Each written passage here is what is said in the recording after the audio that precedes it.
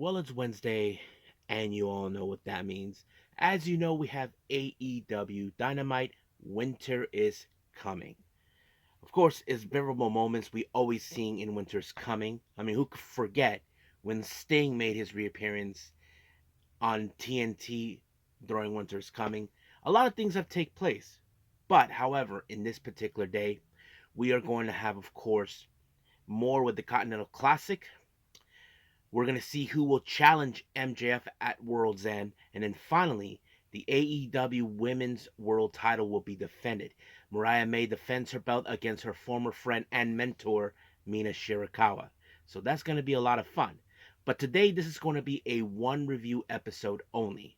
But of course, we do have some news updates that I'm willing to share with everybody on what's been happening in the world of pro wrestling, such as what events the promotions are throwing out, who's booked, what matches are set, including developments that are happening in the world of pro wrestling as we speak.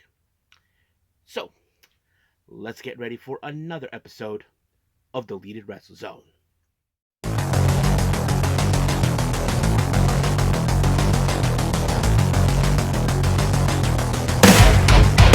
Are you ready? Get up, get up! Get up, get up! Get up, get up! Get up, get up! Get up, get up! Get up, get up! Hey everyone, welcome to the Deleted Wrestle Zone, all things that is pro wrestling with AEW, NXT, New Japan Pro Wrestling, TNA, the National Wrestling Alliance, various promotions, wrestlers, matches, and championships. I am your host, J Rod here. So, if you are new to the channel, welcome. This is a channel where we do a lot of pro wrestling reviews from various promotions, not only here in the United States, but also in Japan, Mexico, Canada, Europe, the UK, anywhere in the world. Pro wrestling is not as big, but it continues to grow. We also, of course, do discussion videos, talk about various topics such as the wrestlers themselves, the promotions, factions, storylines, whatever we want to talk about. We also, of course, do more news updates. If certain information was unable to be on this episode, I can either put it on the next episode or on a separate video by itself. We also, of course, do real-timing news updates to keep you guys on alert if something has happened in the world of pro wrestling that needs to be addressed ASAP. We also, of course, got the Nike Sayaka Watch and various other cool wrestling content as well. So if you like what you see, please subscribe to us or click on that subscribe button. You'll be getting a lot of daily reviews and other cool wrestling content as well. But if you like this episode, please give us a like on the like button or a nice comment in the description down below. Now, all introductions have been said. I believe it's time to hit the highway. So let's begin with our very first review, and this one is AEW's Dynamite Winter is Coming.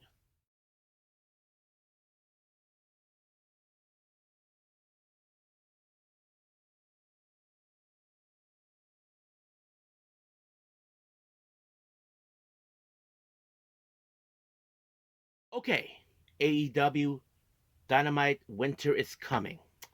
It opened up with the members of the Death Riders, consistent of Jon Moxley and Pac, taking on Jay White and Orange Cassidy. Now, I know what you guys are thinking.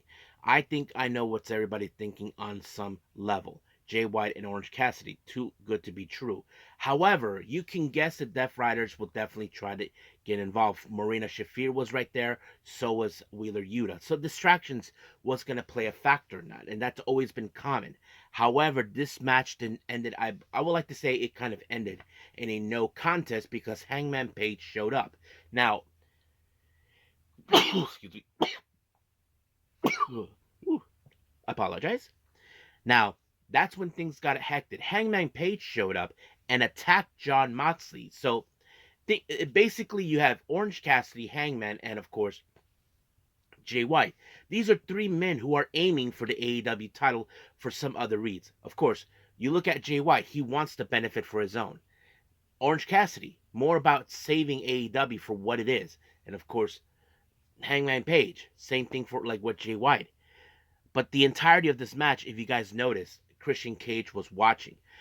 So that's pretty much what happened. But John Moxley, he is sick and tired of how things. He feels like people just need to shut up and just follow the rules. But he feels that this is agitated. So he decided, in World's End, four-way match for the AEW World title. However, Christian Gage, who is, in my opinion, another big baby for his age with big diapers, has a problem with the fact he feels like they're not entitled for a AEW title shot, but he feels that with that contract that will secure it. But however, he has to contempt with one person, and that person is Hook.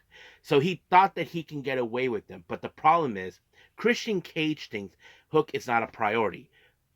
But however, he has to make that clear because I wouldn't be surprised if Hook screw him over for the AEW World title until he gets him. But of course, Hook tried to take him out, then Kip and Nick showed up. So let's see how far Christian Cage ignores Hook because he's more prioritizing of course, the AEW World title. Now we did see a bit of a vignette with Bandito. We haven't seen him for a while now, since now it's been turned that he is returning to AEW real soon. So they put it like he's a bandit wanted, and then he fought through the law, that sort of thing. I thought that was pretty cool, but we'll see where that goes. Now our next match is the Gold League of the Continental Classic. We have Will Ospreay versus Claudio Castagnoli. Now, of course, this is one of those matches where, of course, Claudio, if he was who was at 6 points, he has to get another 3 points to be the lead in the Gold League. But Will Ospreay, as you know, he only had one match where he was successfully won, but he has to find a way to pick it up, and that's exactly what he did. None of his usual uh, moves from his playbook were any help, but it was a jackknife, in fact, that sealed the deal for him to win. So that he earned his due by adding 3 more points with a total of 6, so tying with Claudio. However, Claudio, who is the kind of loser who can't stand winning, tried to take out Will Ospreay. However, Darby Allin, who has his reservations towards, of course,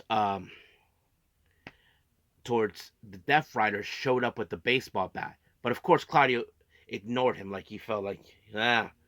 However, next week it was already foretold that that Will Ospreay and Darby Allin will meet face to face at the Continental Classic. So that's going to be a very interesting to see.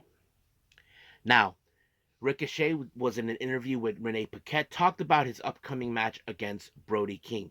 So he admits that he knows that Brody King is someone different, but he is willing to admit to himself that that Brody King is not out of this world. But he did took a look at the MVP card that was given to him by MVP by himself.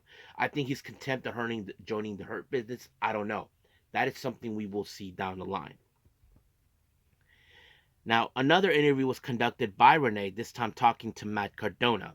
Now, Matt Cardona, as you know, he has has accepted the challenge, an open challenge that was laid out by Chris Jericho, and of course, that's what's going to happen. So he called him out that he will face him out in final battle. But the last time, of course, Jericho and Bad Apple Brian Keith attacked him. So he on Rampage, he said that he will take out Brian Keith. So that's something we will see down the line. So we'll stay tuned for that. Now our next match, this is a match between who will take on MJF at World's End for the Dynamite Diamond ring. However, this is between Adam Cole and Kyle O'Reilly. Now, Kyle O'Reilly, as you know, he blames Adam Cole for what happened to Roderick Strong, saying that you sent your friends to their deaths, not realizing that MJF is more smarter, more delicate. Now, of course, this was not a friendly competition one way or the other. But however, MJF may have shot himself in the foot, thinking that he can prevent Adam Cole from getting involved, but he screwed that up. But it was Adam Cole who picked up the win himself with a roll up, and just like that, it was over. But of course, the other members of the Undisputed Kingdom showed up. So, of course, now that he has to contend with this, but we'll see. Now, FTR, as you know, they were trying to do a little video promo or trying to talk about what their plans are, knowing too well that anything about what happened last week. Well, he decided to finish what they started. They said on January 1st, Fight for the Fallen. They want to do something for the people of where the whole Hurricane Helen wiped out, destroyed much of the properties where they're from in Carolina. So we'll see. But they even called out the Death Riders for collision. So we'll see what happened.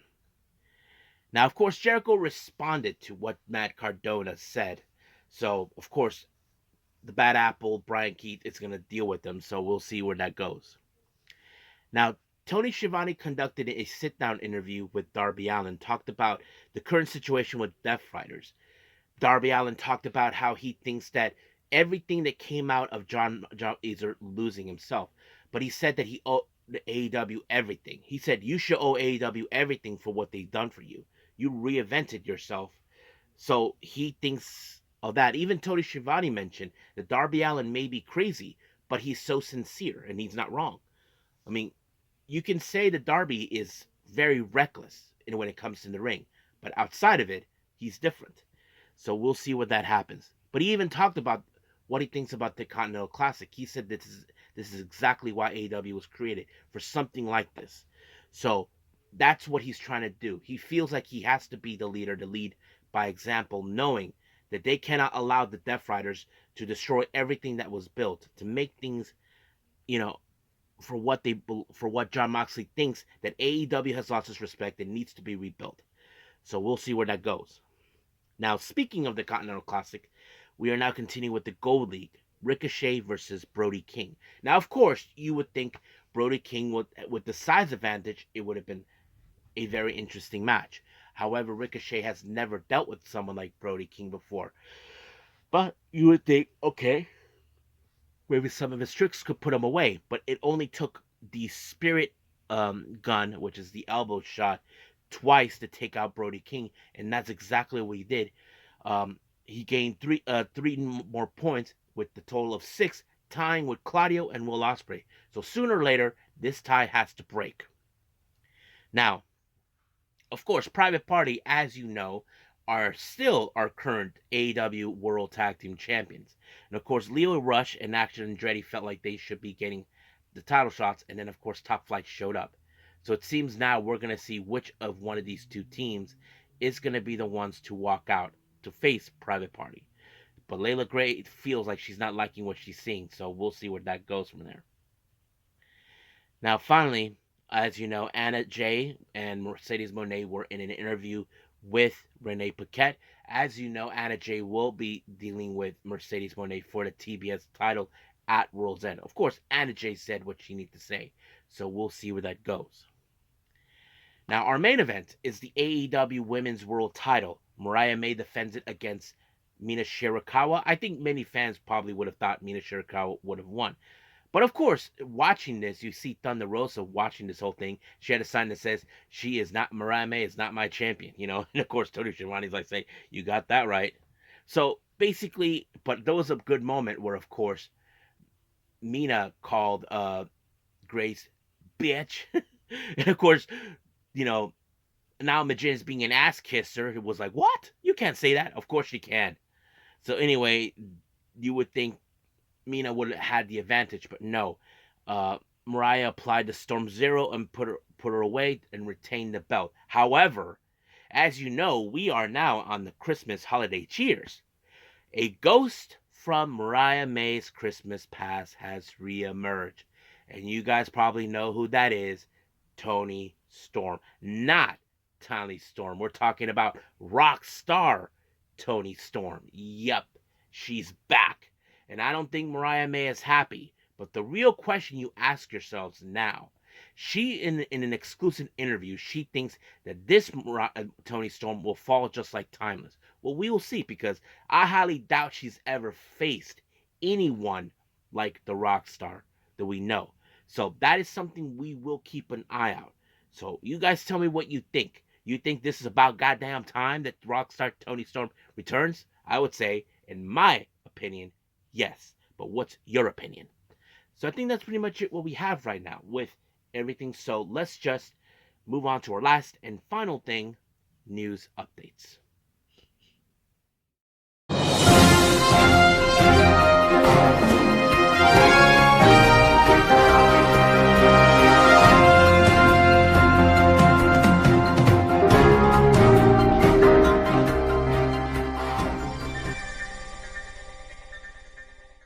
Okay, so welcome to our news updates. Now, as you know, we are near the end of the year, and of course, many of promotions already announcing their last final shows of 2024.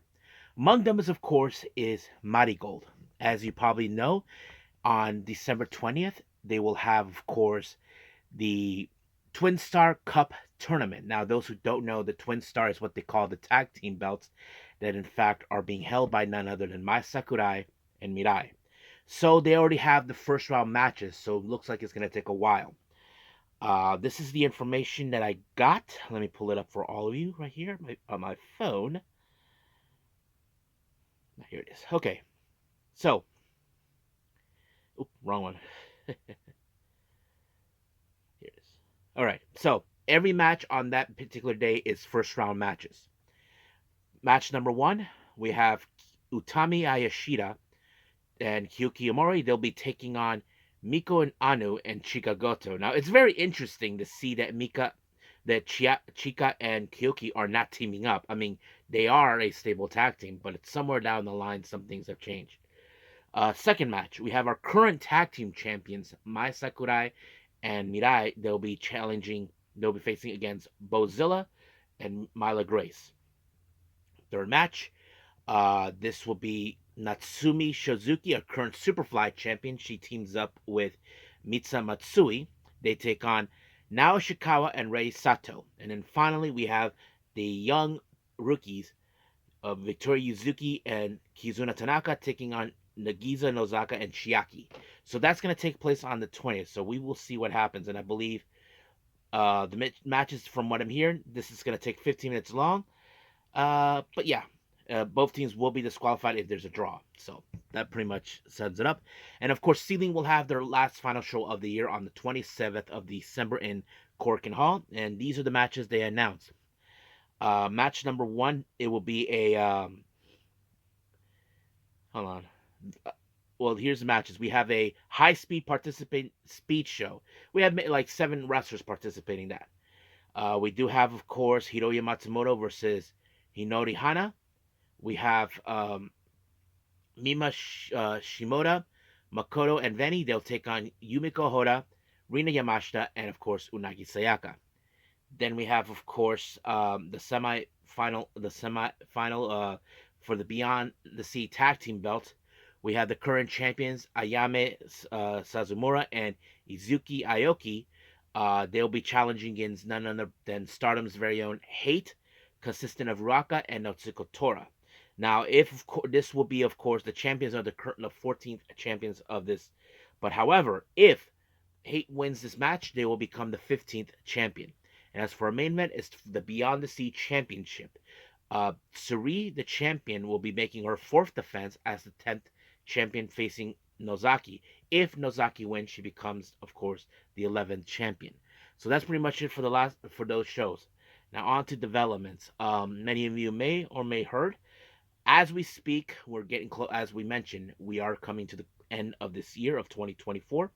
Apparently, that Mai Sakurai is in fact making plans before and after before the end of the year and after the new year. And she talks about something very interesting.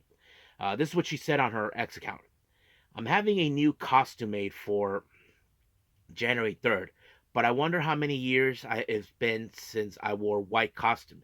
It reminds me of my original intentions. Both the title defense and singles challenge are important. That's why we must defend and seize it. Become double champion. Of course, she'll be in a match on the 13th in Shinjuku Face, and of course the 3rd in Ottawa Ward Gymnasium. So we can't wait to see what's going to happen. Many of you remember this former Yoshi wrestler, Nodoka Tenma. Many of you remember she retired about 2 years ago.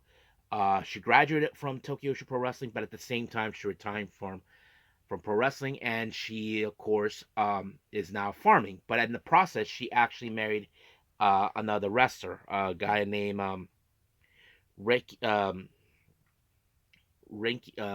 forgot her husband. Her husband is also a wrestler. Here's the best part. She just revealed that about a month ago, she just had a baby. So she is now a new mom, a baby boy.